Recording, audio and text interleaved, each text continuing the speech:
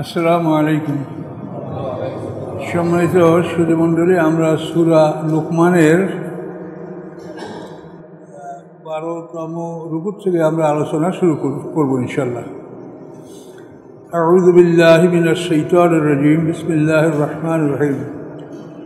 ওয়ালাকাদ আতাইনা লুকমানাল হিকমাতা আনিশকুর লিল্লাহ ওয়া মান ইয়াশকুর ফাইন্নামা ইয়াশকুরু লিনাফসিহি ওমান কাফারা ফাইনাল্লাহ গানিউন হামিদ। আল্লাহ বলেন, নিশ্চয়ই আমি লোকমানকে প্রজ্ঞা দান করেছি। হিকমত হলো একটা বিষয় সম্পর্কে মানুষের পক্ষে যতখানি জ্ঞান অর্জন করা সম্ভব ততখানি জ্ঞান অর্জন করাকে হিকমত বলা হয়। নলেজ জ্ঞান আর উইজডম হলো প্রজ্ঞা।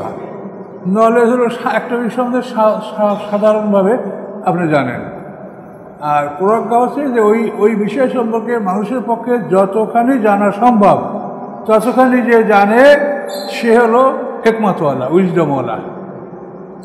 তো আল্লাহ বলেন, আমি লোকমানকে হিকমত দান করেছি। এনার পরিচয় জানার পরে লোকমান বিন বাউর বিন নাখুর। এই লোকমানের পিতার নাম হলো বাউর, তার পিতার নাম হলো নাখুর। এই নাকুর হলেন ইব্রাহিম আলাইহিসসালামের মেজো ভাই। ইব্রাহিম আলাইহিসসালামরা তিন ভাই, হারান, নাকুর, ইব্রাহিম। বড় ভাই হলো হারান, মেজো ইব্রাহিম, নাকুর হলো মেজো, এই লোকমান হাকিমের দাদা, আর ইব্রাহিম আলাইহিসসালাম সবার ছোট।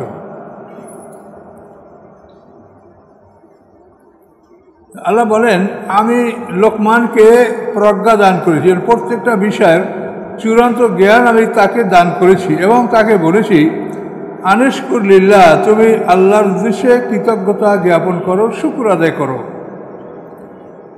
অমাই ইয়াশকুর ফাইন্নামা ইয়াশকুরে নাফসি, যে শুকুর করে সে নিজের জন্যই শুকুর করে।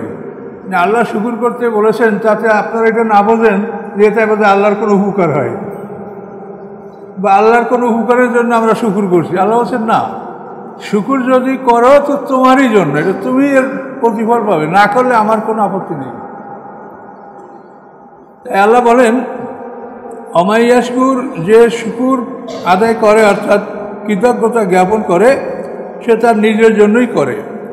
আমান কাফারা, এবং যে অকৃতজ্ঞ হয়, ফাইনাল্লাহ গানিউন হামিদ, নিশ্চয়ই আল্লাহ তাআলা অমুখাপেক্ষী এবং প্রশংসিত।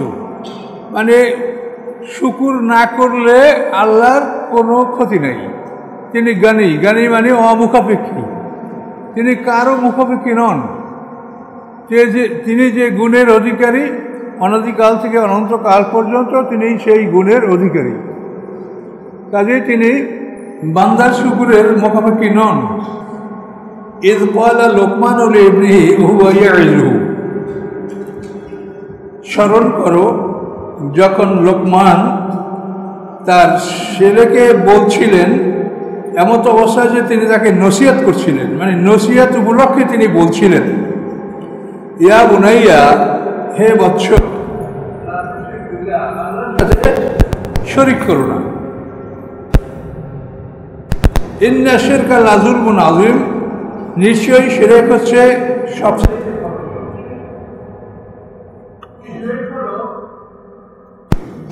দুই ধরনের শিরক। একটা হলো শিরকে জলি, মানে যেটা স্পষ্ট, মানে প্রকাশ্যে শিরক, যেমন মূর্তি নির্মাণ করে এর সামনে যারা সেজদা করে, এটা খুব বড় শিরক। তো মক্কা বিজয়ের পরে আল্লাহ রাসূল বলেছেন এবং কোরআনে আয়াতও নাযিল হয়েছে, আল-ইয়াওমা ইয়াইসা আল্লাযীনা কাফারু মিন দীনিকুম, আজ কাফেররা তোমাদের দিন থেকে নিরাশ হয়েছে, যে তোমাদের দিনকে তারা ধ্বংস করবে, এর থেকে তারা নিরাশ হয়েছে। এই দিনকে ধ্বংস করার জন্য তারা সর্বোচ্চ চেষ্টা করেছে,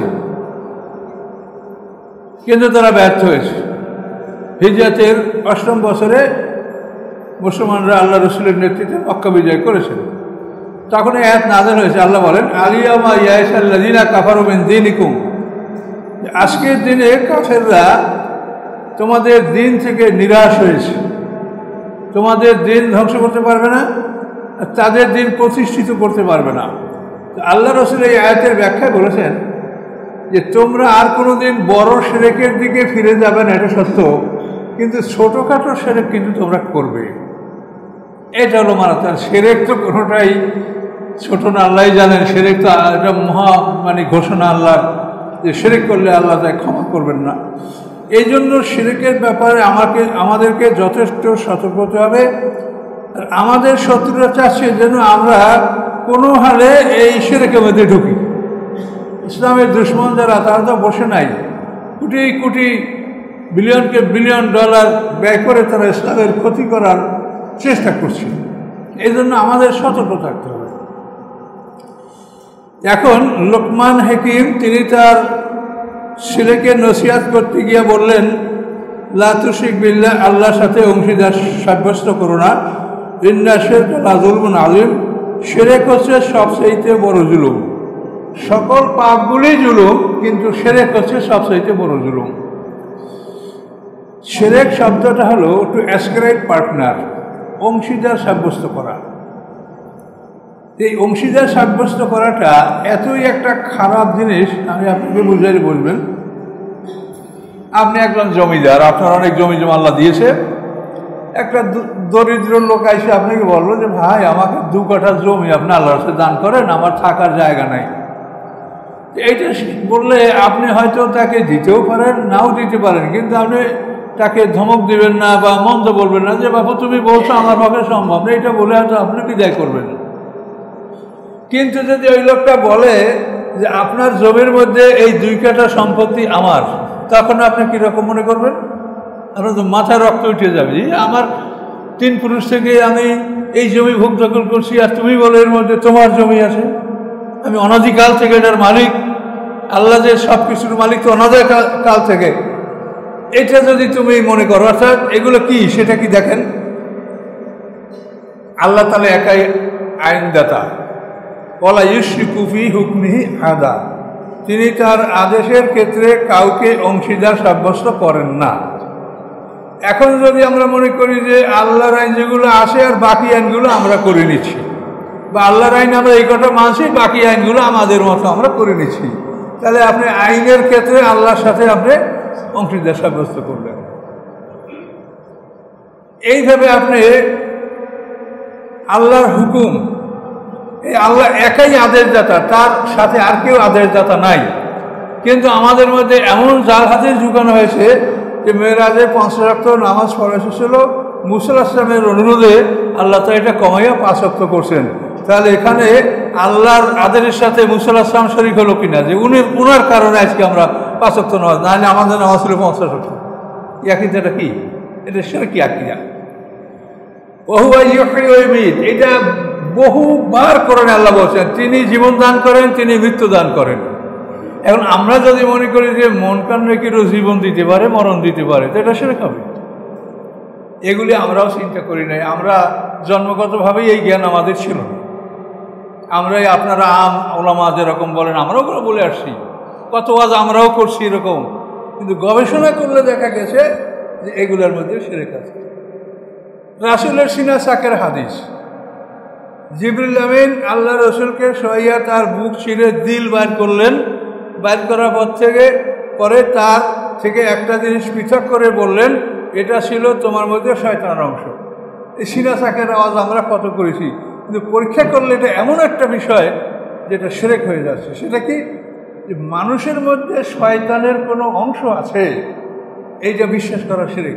মানুষ আল্লাহ সৃষ্টি করেছেন, তিনি একাই সৃষ্টিকর্তা। মানুষের মধ্যে ফুজুর এবং তাকওয়া, ভালো করার শক্তি, মন্দ করার শক্তি, নফসে মুতমাইন্না, নফসে আমরা, এসবই আল্লাহর পক্ষ থেকেই দেওয়া, এসব কোরআনে বলা। আর নফসে ওমা সাওয়াহা ফাআলহামাহা ফুজুরাহা ওয়া তাকওয়াহা,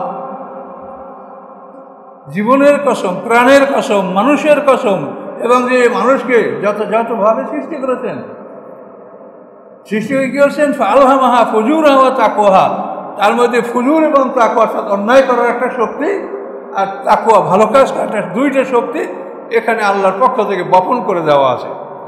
এখন আপনি যদি ভালো করতে চান, সন্তানকে ভালো পথে নিতে চান, তাহলে এই জায়গায় আপনি আল্লাহর রহি ঢুকান। ওহি হলো 2 প্রকার, আল্লাহর রহি এবং শয়তানের রহি। আল্লাহর রহি তো আপনাদের সামনে, শয়তানের রহি তো সূরা আনামের 121 নম্বর আয়াতে দেখেন, ওখানে শয়তানের রহি সম্পর্কে বলা আছে। ওয়াইন্না শায়াতিনা লায়ুহুনা ইলা আউলিয়াহিম লিউজাদিলুকুম।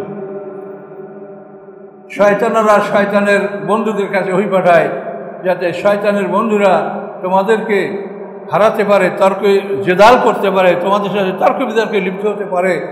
এই জন্য শয়তানের বন্ধুদের কাছে ওহি করে। এবং শয়তান যে কত বড় জ্ঞানী, আদম আলাইহিস সালামকে সৃষ্টি করার সময় তার ইবাদতের বয়স হয়েছে 2,40,000 বছর। এখন এটা কারেক্ট কি ইনকারেক্ট এইটা বলা আছে, যদি আপনারা ভালো তথ্য পান সেটা আপনি গ্রহণ করতে পারেন। তারিকুল খামিস এই তথ্যটা দিয়েছে। আদম আলাইহিস সালামকে সৃষ্টি করার সময় শয়তানের ইবাদত হচ্ছে 2,40,000 বছর। তো যাই হোক, এই শয়তান মহাজ্ঞানী মহাপণ্ডিত, তার অনেক জ্ঞান আছে। সেই জ্ঞানগুলি দ্বারা সে কী করে, মানুষকে বিপদগামী করে, এবং এই চেষ্টা করে করেই সে শেষ হবে। তো এই জন্য শিরক জিনিসটা, মানে যে কাজটা আল্লাহ একা করবেন সেইখানে যদি আরেকজনকে মিলে নেন তাহলে শিরক মানে অংশীদার। কাজে আল্লাহ যে কাজগুলি একা করার ঘোষণা দিয়েছেন কোরআনে, সেই কাজগুলি অন্য কেউ করতে পারে এরকম আকীদা বিশ্বাস রাখা এটা শিরক। কিন্তু এগুলি অতি গোপনে আমাদের মধ্যে ঢুকে দেওয়া হচ্ছে। আমরা সরলটাগুলো মেনে নিচ্ছি। রাহিকুল মাকতুম আমি আপনাদেরকে অনেককেই পড়তে বলেছি, কিন্তু ওই রাহিকুল মাকতুম 79 এই কথাটা আমি যেভাবে বলছি এভাবে খুব করে দেখেন। তার বক্ষ চিরে তার দিল বাইর করে তার থেকে একটা জিনিস পৃথক করে বলেন, এইটা ছিল তোমার মধ্যে শয়তানের অংশ। মানুষের মধ্যে কি শয়তানের কোনো অংশ আছে? আর মানুষের মধ্যে যে আধ্যাত্মিক দেহটা, নফসে মুতমাইন্না, নফসে লাওয়ামা, তারপরে নফসে আম্মারা, রূহ, এগুলো কি অপারেশন করে কোনো ডাক্তারে খুঁজে পাবে? কোনো ডাক্তার খুঁজে এটা বের করতে পারবে? যদি তাই হয় তাহলে তো ডাক্তার এগুলো অপারেশন করে দিয়ে মানুষ ভালো করে দিতে পারতো। এটা তোমার বাইর করে দিলাম শয়তানের অংশটা। কাজে এইসব বিষয়ে চিন্তা গবেষণা করতে হবে। তার কারণ আমরা যদি শত্রু থেকে নিরাপদ থাকতাম তাহলে এগুলো হতো না। কিন্তু আমরা মহাশত্রুর কবলে, আমরা বুঝতেই পারছি না। এই পৃথিবীটা তারা এমনভাবে ঢালাও করেছে যে মুসলমানরা কোনোভাবে তাদের নেট থেকে, তাদের জাল থেকে বেরোতে পারছে না। এটা যদি আপনি অনুসন্ধান করেন তাহলে পাবেন, আর অনুসন্ধান যদি না করেন তাহলে তো আপনি লিবাস পোশাকে লিয়াল লিবাস। এ হলো আমাদের সমাজের অবস্থা। কাজে এটা আপনারা অনুসন্ধান করেন এবং এগুলি থেকে নিষ্কৃতি লাভ করার জন্য যা সাধ্য অনুযায়ী সে করেন। সবাইকে আল্লাহ সমান জ্ঞান দেন নাই, আর সবাই সমানভাবে চিন্তা গবেষণা করতেও পারবে না, কিন্তু করতে তো হবে। তাহলে শিরকে বড় জুলুম বড় হলো কেন বুঝতে পারছেন? আপনি জমি যদি দেন তা আল্লাহর কাছে দেন, না দিলে না। কিন্তু যদি বলে যে ওই জমির মধ্যে আমার অংশ আছে, তাহলে আপনি কি করবেন? তাহলে তো আপনি টেলিভিশনে জ্বলে উঠবেন, এই বেটা তোর আছে, আমার জমিতে তোর অংশ আছে। আল্লাহ বলে এই জন্য শিরকটা হচ্ছে বড় জুলুম, অংশীদার সাব্যস্ত করা। যে যেটার মালিক সে একাই মালিক, কাজে সেইটা আর অংশীদার সাব্যস্ত না করা হয়। এটা ছেলেকে লোকমান হাকিম এটা বললেন। তো আমি আগে আপনাকে বলেছি যে আরবের লোকেরা বলতেছিল যে সকল নবীরা তো এক দলের মানুষ, তারা এক কথা বলে। এই নবীরা যা বলে এটা নবী ছাড়া কি অন্য লোকে বলে? তখন আল্লাহ তারা নবী ছাড়াও অন্য লোকে যে নবীদের কথা বলে এরকম লোক আল্লাহ ওদের সমাজ থেকেই খুঁজে বের করলেন। এনার বাড়ি ওই আরব অঞ্চলেই ছিল, লোকমান হাকিমের বাড়ি। আল্লাহ বলেন ওয়াসাইনাল ইনসানা বিওয়ালিদাইহি, আমি আদেশ করেছি মানুষকে তার পিতামাতার সেবা সম্পর্কে, যে পিতামাতার সেবা তোমরা করবে, এটা আমি ওসিয়াত। আল্লাহর ওসিয়াত মানে এটা আদেশ, ফরজ। কেন? হামালাতু উম্মুহু ওহানান আলা ওহানেন, বহন করেছে তাকে তার মা দুর্বলতার উপরে দুর্বলতা সহকারে। মা যখন বাচ্চা বহন করে, আমরা মায়ের পেটে ছিলাম, যখন আমরা মায়ের পেটে বড় হই, আস্তে আস্তে মা দুর্বল হয়ে পড়ে। তার দেহের রক্ত খেয়ে খেয়ে আমরা মায়ের পেটের মধ্যে একটা মানুষ তৈরি হচ্ছে। এটা বিরাট একটা দেহের ক্ষতি এবং একটা বোঝা, সবসময় একটা বোঝা বহন করা, এটা কত বড় কষ্টকর। তাই আল্লাহ বলছেন যে মা কষ্টের উপরে কষ্ট সহ্য করে তোমাদেরকে বহন করেছে। ফেসালুফি আমাইনে, এবং দুধ ছাড়ানো 2 বছরের মধ্যে। 2 বছরের মধ্যে দুধ একটু আগেও ছাড়াতে পারে, কিন্তু 2 বছর অতিক্রম না করা ভালো। অফিসাল অফি আমাইন, এবং 2 বছরের মধ্যে তার তার দুগ্ধপান বন্ধ রাখা। এই দুগ্ধপান এটাও সম্পূর্ণ মায়ের রক্ত থেকে সৃষ্টি হয় দুধ, কাজে এই দুগ্ধ খেয়ে আমরা মানুষ হয়েছি। কিন্তু এখন দেখা যায় পেপার পত্রিকা বিভিন্ন মিডিয়ায় যে এমন অবস্থা যে মাকে ফেলে রাখছে আঙ্গিনায় আর ভাইয়েদের দালান চতুর্দিকে, কোনো কোনো ক্ষেত্রে বোনেরা এসে মাকে তুলে নিয়ে গেছে। তো এই দুঃখজনক ঘটনা এরা ঘটে কারা? যারা পরকাল বিশ্বাস করে না তারা ঘটায়। কাজেই পরকাল বিশ্বাসের উপরে আল্লাহ তাআলা খুব জোর দিয়ে বলেছেন যে পরকাল বিশ্বাস করো, তোমার এখানেই শেষ না। আপনি মনে করেন 90-95টা লোক তার জীবনের পরিচয় দিতে পারে না। আপনি এখানে এসপি, আপনি এখানে ডিসি, আপনি ওপারে কি বলবেন না কেন? আপনি মানেন না যে আপনার 2টা জীবন আছে?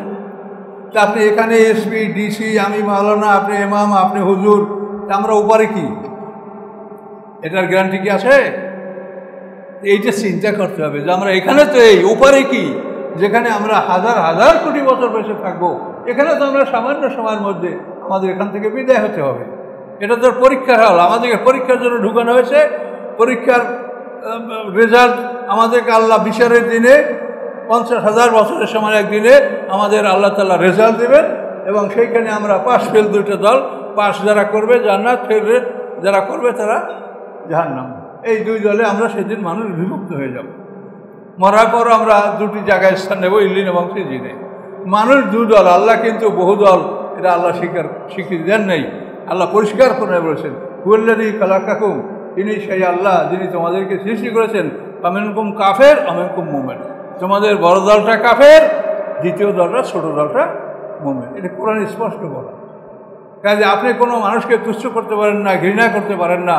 পৃথিবীতে দেখেন যে মানুষগুলি আছে, তো আল্লাহর রাসূল যেটা বলেছে এবং আল্লাহ যেটা বলেছেন যে কাফেররা তাদের দিন থেকে নিরাশ হয়ে গেছে, এটা সত্য, বাস্তব। দেখেন যারা রোজা নামাজ করে না তারাও কিন্তু মূর্তিকে পুজো করে না, রোজা নামাজ করে না, বেবাদতি করে না, বা অন্যভাবে আয় করে, কিন্তু এই সব কিছু করে, কিন্তু মূর্তি পূজা কিন্তু করে না।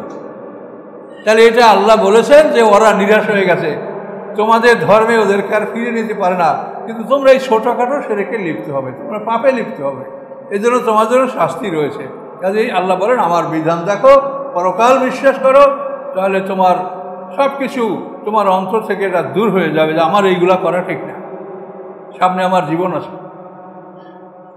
প্রত্যেকে চিন্তা করেন যে আমি এখানে একটা উপাধি নিয়ে আসি, একটা পজিশন নিয়ে আসি, কিন্তু সামনে কি? কাজে এই যে সকলেরই ভাবনা চিন্তা থাকা উচিত। তো আল্লাহ বলেন এই উদ্ধৃতি আল্লাহ দিলেন যে 2 বছরে তাকে তার দুধ ছাড়াতে হয়।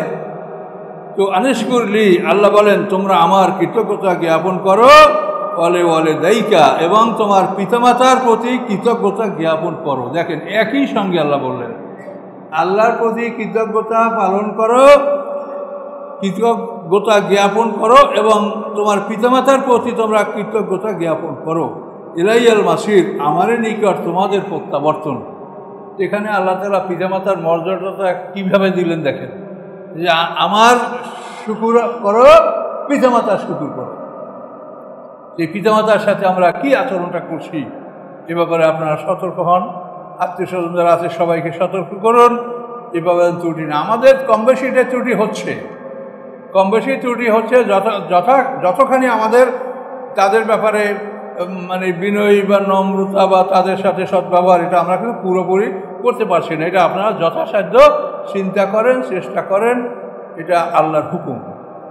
এই আয়াতের তাফসীর কাকরা বলেছেন যে আনিশকুরলি ওয়ালে দায়িকা ওয়া ইলাইয়াল মাসির। এখানে তাফসীর কাকরা বলেছেন এই তাফসীরে যে আল্লাহর শুকুর হচ্ছে তুমি আল্লাহর শুকুর আদায় করার জন্য আল্লাহর হুকুমে তুমি 5 ওয়াক্ত সালাত আদায় করো, আর পিতামাতার শুকুর হচ্ছে সালাত আদায় করার পরে তাদের জন্য কবর জিয়ারত করে দোয়া করো। কবর জিয়ারত মানে কবর দর্শন, অর্থাৎ কবরকে আপনি মনে মনে কল্পনা করেন যে ওখানে তারা আছে, আমরা ওখানে যাই থাকবো। কবরে কিছু নাই, কিন্তু এটা হলো একটা মনের পরিবর্তন। দেখতেই মনে হয় যে এইখানেই তো আমার স্থান, আমি তো ওখানে আমাকে ঢুকানো হবে, আমার আত্মা কোথায় থাকবে ইল্লিনার সিজিদ আল্লাহ জানেন। কিন্তু আমার মাটির দেহটা তো এখানে থাকবে।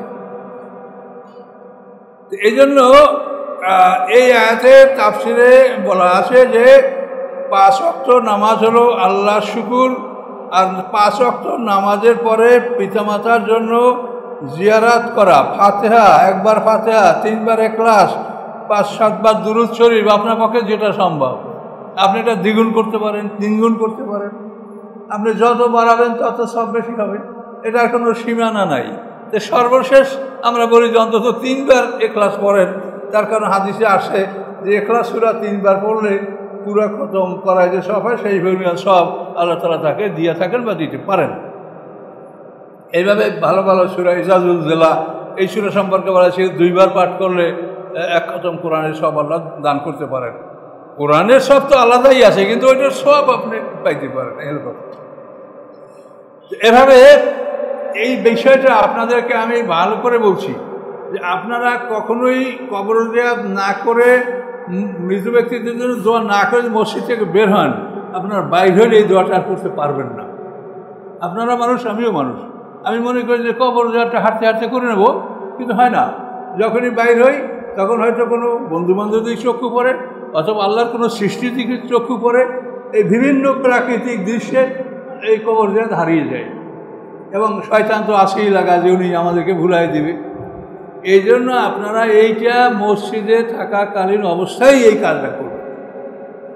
ফাতিহা, ইখলাস, দুরূদ এইটা পাঠ করে আপনারা দোয়া করবেন। আপনারা নামাজ পড়ে যে অধিকাংশ লোকে খাবেন, খাওয়া দাওয়া করে কেউ নামাজে আসে না, আসলে 2-1 আসতে পারে, ম্যাক্সিমাম আপনারা খাবেন। তা আপনার খাবার আগে এইটা মনে করা উচিত যে আমার জন্য তো খানা রেডি, আমি খাবো, কিন্তু আমার পিতামাতাকে কি আমি কিছু দিয়েছি? তাহলে আমি খেতে আসছি আমার পিতামাতার জন্য, আমি কি কিছু তাদেরকে আমি কি পাঠাইছি? আমার পাঠানোর ব্যাপারটা এখন যদি মালিক বলে যে এটা তুমি পাবে না, তো সেটা মালিকের ব্যাপার, কিন্তু আমার তো কর্তব্য পাঠানো। তাহলে এই জন্য এটা আপনাদের চিন্তা করা উচিত।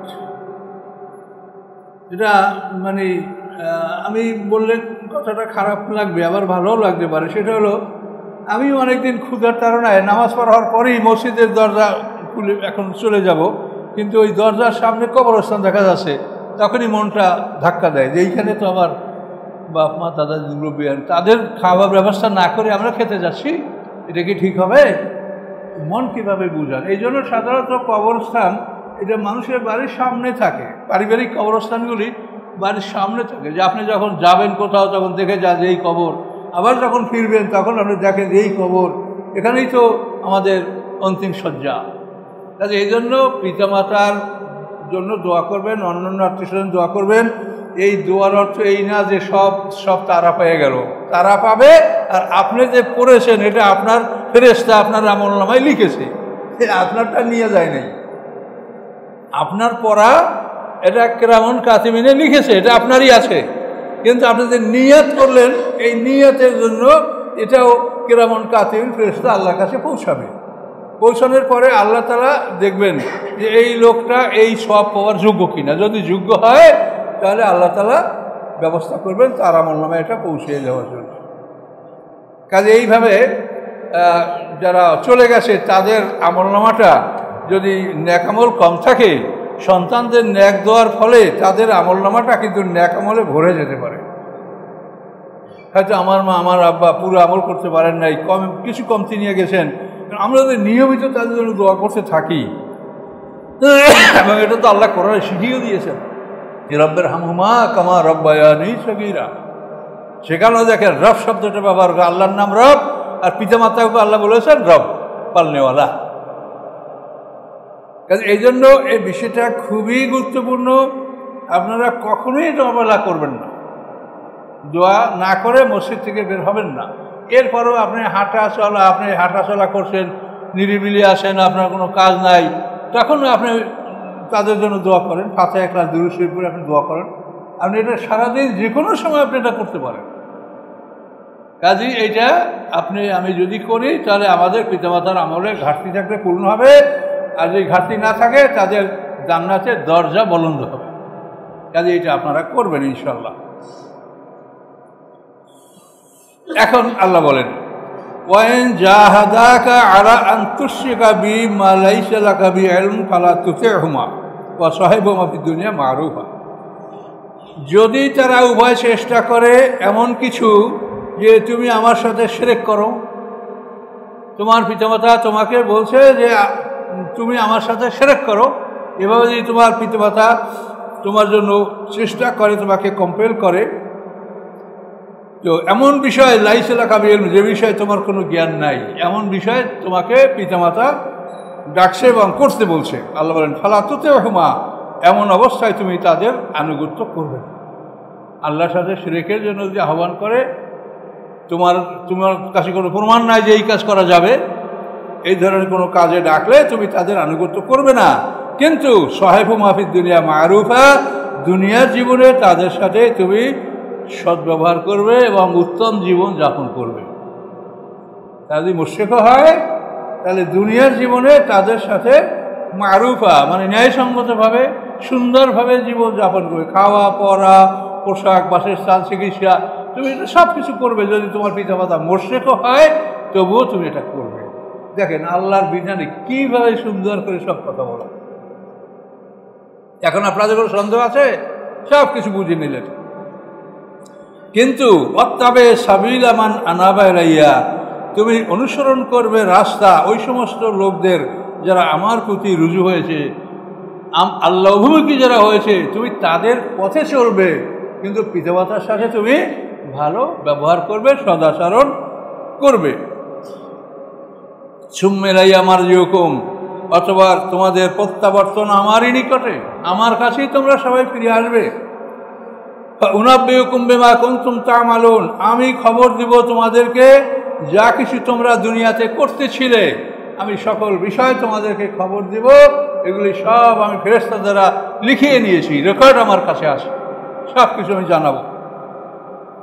ইয়া বুনাইয়া, হে ছেলে, ছেলের নাম মাসকাম, আর একটা কি নাম আছে বলছিলাম হয়তো আগে। ইয়া বুনাইয়া, হে বৎস, ইন্নাহা ইনতাকুম মিসকাল হাব্বাতিন মিন খারদালিন, নিশ্চয়ই কোনো বিষয়বস্তু যদি হয় একটি রাই পরিমাণ, মেসকালা মানে পরিমাণ, হাব্বাতিন মিন খারদালিন, হাব্বাতিন মিন খারদালিন হলো সরিষার চাইতেও ছোট দানা রাই। তো ছেলেকে বলছেন, হে ছেলে, যদি সরিষার দানার চাইতে ছোট রাই বরাবর কোনো কিছু হয়, কোনো একটা ন্যাক বা বদ থাকে, ফাতাকুন ফি সাকরাতেন, এবং সেটা যদি কোনো পাথরের মধ্যে লুকানো থাকে, আউফিস সামাওয়াতে, অথবা সপ্ত আকাশের মধ্যে লুকানো থাকে, আউফিল আরদি, অথবা পৃথিবীর মধ্যে লুকানো থাকে, ইয়াতে বিহাল্লাহ, আল্লাহ তাআলা তা নিয়ে আসবেন, হাজির করবেন। ন্যাক হইল বদ হইল, হাজির করে দেখাবেন, এটা আল্লাহর কুদরত। কিন্তু সেটা আপনাকে আল্লাহ ক্ষমাও করে দিতে পারে, কিন্তু আল্লাহ বলছেন তুমি দেখতে পাবে যে এটা তুমি করেছো কিনা।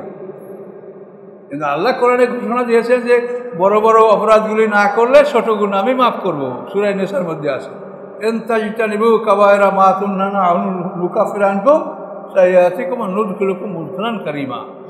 ছোট গুনাহ আল্লাহ ক্ষমা করতে পারেন, কিন্তু এখানে আল্লাহ তার কুদরতের বর্ণনা দিলেন যে আমার ক্ষমতা, যে এটা সপ্ত আকাশের মধ্যে, সপ্ত জমিনের মধ্যে, কোনো পাহাড়ের মধ্যে যদি রাই বরাবর বা তার চাইতেও ছোট কোনো ন্যাক বা বদ থাকে, আমি সেটা নিয়ে আসবো। হয়তো আমি তোমাকে ক্ষমা করে দেবো, কিন্তু আমি তোমাকে দেখাবো যে এটা আমার ক্ষমতা। তুমি কিছুই করে আমার থেকে পালাতে পারো নাই, তুমি কিছুই করে এড়াতে পারো নাই।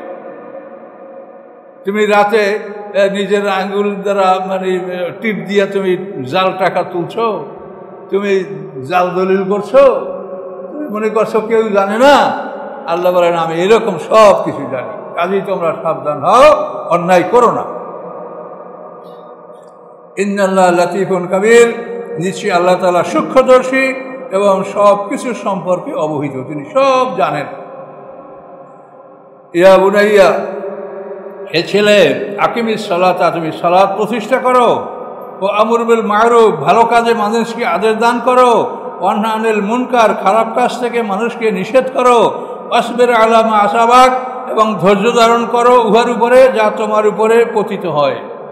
তোমার উপরে সুখ দুঃখ যাই আসুক, তুমি এটার উপরে ধৈর্য ধারণ করবে। তুমি একটা খারাপ স্থানে যেয়ে পড়েছ, সেখানে তোমার বিভিন্ন রকমের কষ্ট হচ্ছে, ধৈর্য ধারণ করো। তুমি আনন্দে আত্মহারা হয়েও না, বিপদে তুমি ছটফট করো না। তোমার যে কোনো অবস্থা তোমার আসুক, সেই অবস্থার উপরে তুমি ধৈর্য ধারণ করো। তাহলে আল্লাহ কি বললেন? সালাত প্রতিষ্ঠা করো, আকিমিস সালাতা ওয়ামুর বিল মারুফ, এবং ভালো কাজে আদেশ দান করো এবং খারাপ কাজ থেকে মানুষকে নিষেধ করো। আর তোমার উপরে যে কোনো ভালো মন্দ অবস্থা আসে সেখানে তুমি ধৈর্য অবলম্বন করো। ইন্না যালিকা মিন আজমিল উমুর, নিশ্চয়ই এটা হচ্ছে দৃঢ় সংকল্পের কাজ। এটা হচ্ছে এমন কাজ যেগুলি করতে হয়। আজমিল উমুর, আমাদের যে শরীয়তের আদেশগুলি আছে এটা দুই ভাবে হতো, আজিমত এবং রুখসত। আজিমত হলো অবশ্য পালনীয়, আর রুখসত হলো আপনি করলে সব হবে, না করলে গুনাহ হবে না। আজমিল উমুর মানে এটা ওই গ্রুপের কাজ যেটা অবশ্যই করতে হয়, অবশ্য পালনীয় কাজ। ওয়ালা তুসাইর খাদ্দাকালের নাস, তুমি মানুষ হলে তোমার মুখ ফিরিয়ে নিও না। সারা শব্দের অর্থ উটের একটা রোগ আছে, উটের এই রোগ হলে তার মুখ বাঁকা হয়ে যায়, মানে সোজা থাকে না, কোনো একদিকে টাল হয়ে যায়। এখানে অর্থ করা হয়েছে যে তুমি মানুষ থেকে মুখ ফিরিয়ে নিও না, লেন্নাস, মানুষের উদ্দেশ্যে মানুষ হতে তুমি তোমার মুখ ফিরিয়ে নিও না। ওয়ালা তামশিফিল আরদে মারহা, এবং অহংকার ভরে তুমি জমিনে চলাফেরা করো।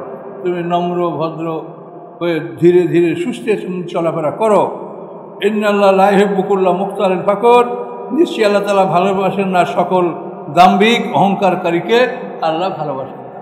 কাজেই তুমি নম্র ভদ্রতা সহকারে চলাচল করো, তোমার আচরণে যেন মনে না হয় যে উনি একজন বড় নেতা, এটা যেন মনে না হয়। তুমি অতি ক্ষুদ্র, অতি ছোট, তুমি বিনয়ী, তুমি একটি আল্লাহর গোলাম দাস, এটা মনে করে তুমি এইভাবে নম্র ভদ্রতা সহকারে তুমি চলাফেরা করো। ইন্নাল্লাহ লা ইউহিব্বু কুল্লা মুখতালিন ফাখুর, যারা দাম্ভিক, যারা অহংকার করে তাদেরকে আল্লাহ ভালোবাসেন না। তার কারণ অহংকার হচ্ছে আল্লাহর চাদর। আলহামদু সানাই, সমস্ত প্রশংসা আমার প্রশংসা। ওয়াল আজমাত এজারি, এবং বড়াই হচ্ছে আমার পাজামা। আল কিবরিয়া রেদাই, এবং অহংকার হচ্ছে আমার চাদর। এই আদম আর বিয়ার খুতবার মধ্যে এই কথাগুলো আছে। আদম আর বিয়ার খুতবা কিন্তু আসে যে আল্লাহ তাআলা খুতবাটা কি দিয়েছিলেন, এই খুতবার সূচনা এইটা। আল্লাহ বলেন অক্সিদপি মাসিয়েকা অগ্রুত মেন সাউথিকা, চলার ব্যাপারে তুমি মধ্যম পন্থা অবলম্বন করো। এত ধীরে চলো না যে তোমার ধীরস্থির কারণে অন্য লোকের কষ্ট হয়, আর এত দ্রুত চলো না যাতে তুমি নিজেও আহত হতে পারো, অন্য লোকের গায়ে ধাক্কা লাগতে পারে, কষ্ট পেতে পারে। এই জন্য আছে মাঝামাঝি অক্সিদপি মাসিয়েকা, তোমার চলার ক্ষেত্রে তুমি মধ্যম পন্থা অবলম্বন করো। অগ্রুত মেন সাউথিকা, এবং তোমার আওয়াজকে তুমি নিচু করো, কণ্ঠস্বরকে নিচু করো। ইন্না আনকারাল আসওয়াতে লা সাউতুল হামির, নিশ্চয়ই অপছন্দনীয় আওয়াজগুলি হচ্ছে, আওয়াজগুলির মধ্যে অপছন্দনীয় আওয়াজ হচ্ছে গাধার আওয়াজ। গাধার ডাক, এটা অপছন্দনীয় আওয়াজ বলে আল্লাহ কোরআনে ঘোষণা করেছেন। এবং তাফসীরকাররা বলেছেন পৃথিবীতে সমস্ত প্রাণীর ডাক এটা আল্লাহর জিকির, কিন্তু গাধার ডাক আল্লাহর জিকির না, যেহেতু এটাকে অপছন্দনীয় আওয়াজ বলা হয়েছে। কিন্তু এর দ্বারা তো খেতাব করা হয়েছে, আমার সম্বোধন করে তো আমাদেরকে, যে আমরা যেন বেশি চিৎকার করে কথা না বলি। এই কথাটা আলেম ওলামারা যখন একটা মাইকে কথা বলে তো এত ফাটাফাটি করে যে কি কয় কিছু বোঝাই যায় না। তাহলে এইটা কি নিয়ম? একটা মানুষকে একটা কথা ধীরস্থিরভাবে তাকে বুঝাই দিতে হবে যে ভাই এটা এই, ওরকম ফাটাফাটি সবাই দেখতাম যেই মাইক হাতে পায়, ওরে বাপ রে বাপ, যেন মাইক ফেটে যাবে। কিন্তু আল্লাহ কি বলছে আপনাকে? তাহলে আলেম মানি আমাদের লেবাস, বলেন তাহলে আলেম মানি আমাদের লেবাস, আমরা আল্লাহর কোরআন কি বলছে এটা আমরা কেউ করবো না? কাজে সাবধান হন। তো আল্লাহ বললেন যে চলার ব্যাপারে মধ্যম পন্থা অবলম্বন করো, কণ্ঠস্বর নিম্ন করো। নিশ্চয়ই আল্লাহর কাছে অপছন্দনীয় আওয়াজ হচ্ছে গাধার ডাক। এখন এটা হলো কথা, এবং জিকির আজকারের ক্ষেত্রে একই কথা বলা হয়েছে। ওয়ালা তাজহার বিসালাতিকা ওয়ালা তুখাফিফ বিহা ওয়াবতাগি বাইনা যালিকা সাবিলা, যে তুমি বেশি উচ্চ স্বরেও করবে না, একেবারে নিম্ন স্বরেও করবে না, এর মাঝামাঝি পন্থায় তুমি সালাত এই সালাত বাধ্যতার সমস্ত ইবাদতই সালাতের অন্তর্ভুক্ত, এগুলো আল্লাহ করতে বলেছেন।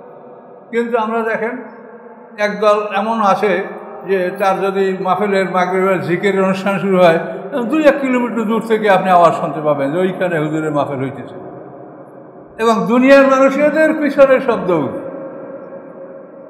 এদের পিছনেই সব মানুষ। দেখেন কি করার আছে বলে, আমরা কি করব? তবু আমরা নিরাশ হচ্ছি না যে কম লোক হলেও আল্লাহর জমিনে কিছু লোক আছে যারা আল্লাহ কি বলেছেন এটা জানতে চায় বা আল্লাহর পথে চলতে চায়, কিছু লোক থাকলেও আছে। এই জন্য আমরা অনেকটা নিরাশ হই, মন খারাপ হয়। এই যে জিকির আজকাল সম্পর্কে কোরআনে কতগুলি স্পষ্ট আয়াত আছে। ওই যে আল্লাহ কায়বাদি আননি ফাইননি করি বুঝিবু দাওয়াত দায়দা দাওয়ানি আলিয়াস্তাজিবুলি অলি উমিল আল্লাহ বিয়াসুদুন, এটা হচ্ছে বাকারায়। সাহাবীরা রাসূলকে জিজ্ঞাসা করেছেন সাল্লাল্লাহু আলাইহি ওয়াসাল্লাম যে হে আল্লাহ রাসূল সাল্লাল্লাহু আলাইহি ওয়াসাল্লাম, আপনি বলুন যে আল্লাহ তাআলা আকরিবুল রাব্বুনা আম বাঈদ আম করিবুল রাব্বুনা ফানুনাজিহে, আল্লাহ যদি আমাদের কাছে থাকে তো আমরা তাকে চুপি চুপি ডাকবো, আম বাঈদুন ফানুনাজিহে, যদি দূরে থাকে তো আমরা জোরে ডাকবো। এই প্রশ্ন সাহাবীরা করলেন। আল্লাহ তাআলা জবাব দিলেন ওই যে আল্লাহ কায়বাদি আননি, যখন আমার সম্পর্কে আমার বান্দারা আপনাকে প্রশ্ন করে আপনি বলে দেন কি ফাইন্নি করিব, নিশ্চয়ই আমি তোমাদের একেবারে কাছে আছি।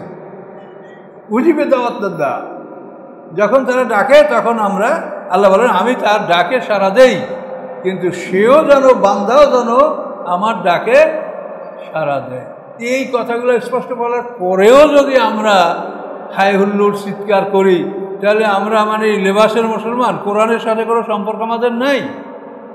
কাজে এই জন্য আপনারা সতর্ক থাকেন, সবাই কোরআন পড়েন, সবাই আমাদের লেখা বা অন্য কারো লেখা যেটা আপনার ভালো হয় সেটা দিনের বই পুস্তক আপনার পড়েন, রাসূলের জীবনী পড়েন। আপনার জীবনে দুইটা, কোরআন এবং রাসূলের জীবনী, এই দুইটা জিনিস আপনি পড়েন, আর আপনার লাগবে না কিছু। এই দুইটা আয়ত্ত করতে পারলে তারপর পড়েন অনেকগুলো পড়ি আপনি আয়ত্ত করতে পারবেন। ঠিক আছে, আমাদের হাতে আর সময় নেই, আমরা 1 রুকু পর্যন্ত আলোচনা করছি।